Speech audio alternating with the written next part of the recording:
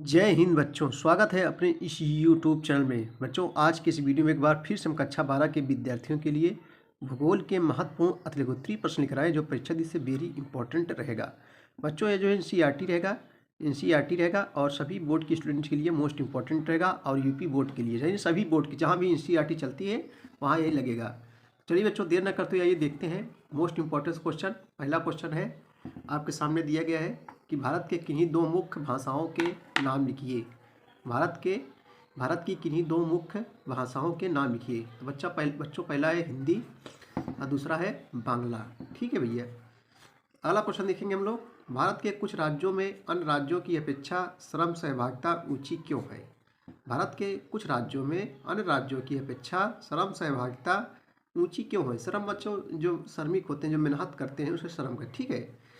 उत्तर देखेंगे। देखो, भारत के जिन राज्यों में अन्य राज्यों की अपेक्षा जो है श्रम सहभागिता ऊंची है, वहाँ जो है आर्थिक क्रियाओं को करने के लिए, वहाँ जो है आर्थिक माने पैसा होता है, आर्थिक क्रियाओं को करने के लिए श्रमिक शक्ति की मांग जो है क्या है बच्चों? अधिक है। ठीक है। अगला क्वेश्चन है कि मानव विकास सूचकांक में भारत के उन दो प्रदेशों का नाम लिखें जिसका कोटि उच्चतम है। मानव विकास के सूचकांक के अंतर्गत किसको रखा, क्या क्या रखा जाता है बच्चों? जैसे शिक्षा हो गया, स्वास्थ्य हो गया, जीवन प्रत्याशा हो गया, जीने की उम्र। ठीक है। इन सबको जो है रख कर जो है मानव विकास सूचकांक निकाला जाता है। जहाँ जो है शिक्षा स्वास्थ्य ऊंचा है, वहाँ मानव विकास सूचकांक भी ऊंचा रहता है। तो आइए, मानव विकास सूचकांक में भारत के उन दो प्रदेशों के नाम लिखें जिसका बच्चों कोटि उच्चतम है। तो मानव विकास सूचकांक में भारत के केरल एवं दिल्ली राज्य की कोटि उच्चतम है। केरल आप लोग जानते हो साक्षरता में सर्वाधिक पहला स्थान केरल का ही है। लिंगानुपात भी यहाँ ज़्यादा है। ठीक है। चलिए अगला क्वेश्चन देखेंगे हम लोग। अगला क्वेश्चन बच्चों हम लोग देखेंगे अतिलघुत्तरीय कक्षा 12 के विद्यार्थियों के लिए भूगोल के। बस्तियों के वर्गीकरण में जनसंख्या सर्वव्यापी मानदंड क्यों नहीं हो सकती? बस्तियों के वर्गीकरण में जनसंख्या सर्वव्यापी मानदंड क्यों नहीं हो सकती? देखो बच्चों, भारत और चीन में अधिक जनसंख्या होने से गाँव में अधिक जनसंख्या रहती है। देखो, सब ज़्यादा इस समय भारत जनसंख्या जो है, भारत चीन को पीछे छोड़ के भारत का स्थान पहला हो गया जनसंख्या के माने, दूसरा स्थान चीन को हो गया है। ठीक है दोस्तों, ये नई जनगणना के अनुसार बता रहे हैं। भारत और चीन में अधिक जनसंख्या होने से गाँव में अधिक जनसंख्या रहती है, जबकि यूरोप अमेरिका में उतनी जनसंख्या नगरों में रहती है। अतः बस्तियों के वर्गीकरण का सर्वव्यापी मानदंड जनसंख्या नहीं हो सकती है। अगला क्वेश्चन देखेंगे हम लोग जो है कि नम बिंदु क्या है? ये लोगों को क्या क्या सुविधाएं देते हैं? नम आप समझिए जहाँ नमी हो। नदियाँ, झीलें, तालाब तथा झरने नम बिंदु हैं। ये लोगों को पीने, खाना बनाने, वस्त्र धोने आदि के लिए जल की सुविधाएं देते हैं। तो ये सब बच्चों नम बिंदु के अंतर्गत आते हैं। नम माने नमी होता है। वहाँ जैसे जैसे मान लीजिए कहीं पानी वो इकट्ठा हो गया है तो वहाँ बच्चों नमी रहेगी। ठीक है, वही चीज़ें हैं नम। सन नगर के कोई दो उदाहरण दीजिए। तो सन नगर के दो उदाहरण है ग्रेटर लंदन, नंबर 2 जो है मैनचेस्टर। अगला क्वेश्चन देखेंगे हम लोग, नियोजित ग्रामीण बस्तियों का क्या अर्थ है? नियोजित ग्रामीण बस्तियों का क्या अर्थ है बच्चों? सरकार द्वारा भूमि अधिग्रहित करके परिवहन, जल, शिक्षा, स्वास्थ्य आदि सेवाओं का जो है समायोजन करके योजना बनाकर बनाई गई ग्रामीण बस्तियां जो है नियोजित बस्तियां कहलाती है। चलिए अगला क्वेश्चन देखेंगे हम लोग। कृषि सेक्टर में भारतीय श्रमिकों का सर्वाधिक अंश संलग्न है, स्पष्ट कीजिए। देखो बच्चों, कृषि से क्षेत्र में, क्योंकि भारत जो है कृषि प्रधान देश है, यहाँ जो है 58 जनसंख्या कृषि में जो है क्या है? संलग्न है। ठीक है। यानी भारत जो है कृषि प्रधान देश से ज़्यादा जनसंख्या कृषि में ही लगी रहती है। इन लोगों का मुख्य व्यवसाय जो होता है कृषि ही होता है। तो कृषि सेक्टर में भारतीय श्रमिकों का सर्वाधिक अंश संलग्न है, स्पष्ट कीजिए। ताइए इसका उत्तर देखेंगे। देखो, कृषि भारत का राष्ट्रीय व्यवसाय बच्चों। यहाँ उपजाऊ मृदा मीन्स होता है मिट्टी, उपजाऊ मृदा, अनुकूल जलवायु तथा सिंचाई की सुविधाएं होने के कारण 98.2% श्रमिक कृषि सेक्टर में संलग्न है, यानी कृषि क्षेत्रों में लगे हुए हैं, जिनकी संख्या बच्चों अन्य सेक्टरों में संलग्न श्रमिकों से क्या है? सर्वाधिक है। यानी जो है कृषि में सर्वाधिक लोग जो है लगे हुए हैं। अगला क्वेश्चन देखेंगे, चीन के बाद विश्व का दूसरा सघनतम बसा देश कौन सा है? उसकी अनुमानता वर्तमान जनसंख्या कितनी है? तो चीन के बाद विश्व का दूसरा सघनतम बसा देश भारत है। लेकिन बच्चों अब जो है चीन पीछे हो गया, चीन दूसरे हो गया है।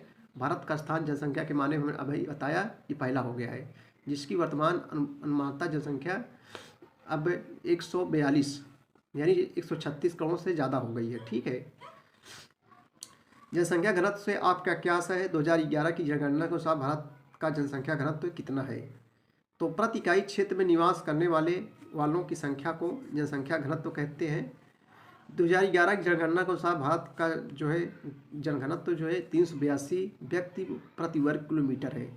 जनघनत्व किसे कहते हैं बच्चों? एक वर्ग किलोमीटर में निवास करने वाले, यानी 1 किलोमीटर इधर, 1 किलोमीटर इधर, 1 किलोमीटर इधर, 1 किलोमीटर इधर, एक वर्ग, ये वर्ग हो गया। ठीक है, ये जो है वर्ग हो गया। 1 वर्ग किलोमीटर निवास करने वाले व्यक्तियों को क्या कहते हैं?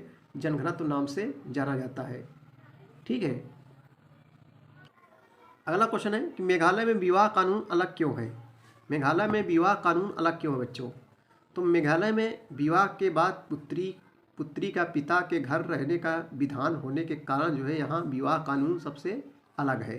ठीक है, गरीबी शब्द को परिभाषित कीजिए बच्चों। आइए क्वेश्चन देखते हैं हम लोग। गरीबी शब्द को परिभाषित कीजिए। तो बच्चों, गरीबी व्यक्ति की वह आर्थिक स्थिति है जिसमें वह अनिवार्यताओं को जो है पूरा करने से वंचित रह जाता है, गरीबी कहलाता है। ठीक है, आप लोग जानते हो मनुष्य की मूलभूत आवश्यकता क्या है बच्चों? रोटी, कपड़ा और मकान। ठीक है, रोटी, कपड़ा और मकान, ये 3 चीज़ें मनुष्य की मूलभूत आवश्यकताएं हैं। अगला क्वेश्चन देखेंगे, भारत में प्रवास की किस धारा में अंतर्राज्यीय प्रवासियों की संख्या अधिक है? तो भारत में ग्रामीण से ग्रामीण प्रवास की अंतर्राज्यीय धारा में प्रवासियों की जो है संख्या सर्वाधिक है।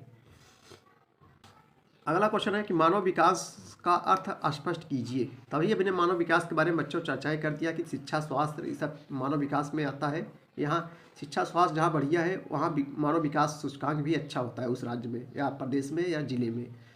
तो मानव विकास के यहाँ अर्थ स्पष्ट कीजिए। देखो बच्चों, मानव विकास स्वास्थ्य, भौतिक, पर्यावरण से लेकर आर्थिक, पैसा, आर्थिक, सामाजिक और राजनीतिक स्वतंत्रता तक सभी प्रकार के मानव विकल्पों को सम्मिलित करते हुए लोगों के विकल्पों में विस्तार और उनके शिक्षा, स्वास्थ्य सेवाओं तथा सशक्तिकरण माने आगे बढ़ाना, सशक्तिकरण के अवसरों में वृद्धि की प्रक्रिया है। ठीक है बच्चों, इन सब चीज़ों में अगर वृद्धि होती है, चाहे शिक्षा के क्षेत्र हो, चाहे राजनीतिक क्षेत्र हो, चाहे स्वास्थ्य क्षेत्र हो, इन सब में अगर आगे है तो आप मानव विकास सूचकांक आगे है कि वृद्धि की प्रक्रिया से संबंधित है। चलिए अगला क्वेश्चन बच्चों देखेंगे। उत्तरी भारत के अधिकांश राज्यों में मानव विकास के निम्न स्तरों के 2 कारण बताइए।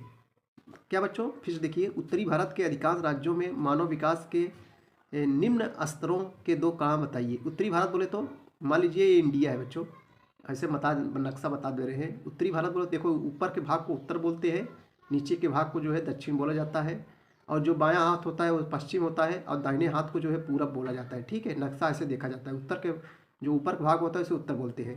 तो बच्चों, उत्तरी भारत के अधिकांश राज्यों में मानव विकास के निम्न स्तरों को 2 कारण बताइए।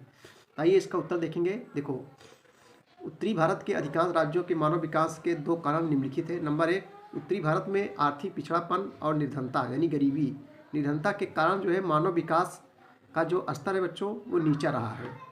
नंबर 2 जो क्या है, उत्तरी भारत में बेरोजगारी और शिक्षा का स्तर नीचा होने के कारण मानव विकास का स्तर भी क्या है, नीचा रहा है। ठीक है, चलिए अगला क्वेश्चन देखेंगे हम लोग। अगला क्वेश्चन बच्चों मोस्ट इंपॉर्टेंस है। गैरसियर नगर क्या होते हैं, इनका क्या प्रकार होता है, इनका काम क्या होता है? देखो बच्चों, गैरसियर नगर छावनी होते हैं। छावनी मतलब जहाँ सैनिक रुकते हैं, जहाँ सैनिक रुकते हैं उसे बच्चों छावनी कहते हैं। तो गैरसियर नगर छावनी होते हैं। इनका मुख्य कार्य सैनिक नगर के रूप में होता है। अम्बाला तथा उधमपुर गैरसियर नगर के अंतर्गत आते हैं। पल्ली बस्ती को परिभाषित कीजिए। मोस्ट इंपॉर्टेंस है, कई बार परीक्षाओं में पूछा गया है। तो बच्चों, जाति प्रथा के बिलगाव के कारण बनी गुच्छित बस्तियां पृथक यानी अलग पृथक होकर पुरवा बन जाती हैं। इन्हें जो है पन्ना, पाड़ा, पल्ली, नगला या जो है डाड़ी कहा जाता है। गुच्छित बस्तियां को परिभाषित कीजिए, ये भी इम्पोर्टेंस है, देखो पूछा गया परीक्षाओं में। तो जिन बस्तियों में साहत खंड पाए जाते हैं उन्हें केंद्रीय ग्रामीण बस्तियां कहते हैं। इनका आकार बच्चों रैखिक एल आकृति अथवा आकृति विहीन होता है। देखो ये क्वेश्चन मोस्ट इंपॉर्टेंस है, हर वर्ष पूछा जा रहा है। अधिवास के 2 प्रमुख प्रकारों का उल्लेख कीजिए। देखो वेरी इंपॉर्टेंस है। देखो बच्चों, अधिवास के 2 प्रकार निम्नलिखित है। नंबर 1 नगरीय अधिवास होता है, और नंबर 2 जो है ग्रामीण। ग्रामीण आप जानते हो जो गांव, नगरीय जो नगरों में रहते हैं, शहरों में। ठीक है। तो बच्चों ये थे मोस्ट इम्पॉर्टेंट अगले उत्तरी कक्षा 12 के विद्यार्थियों के लिए ज्योग्राफी यानी भूगोल के महत्वपूर्ण अगले उत्तरी प्रश्न। वीडियो देखने के लिए बहुत बहुत धन्यवाद। Thank you.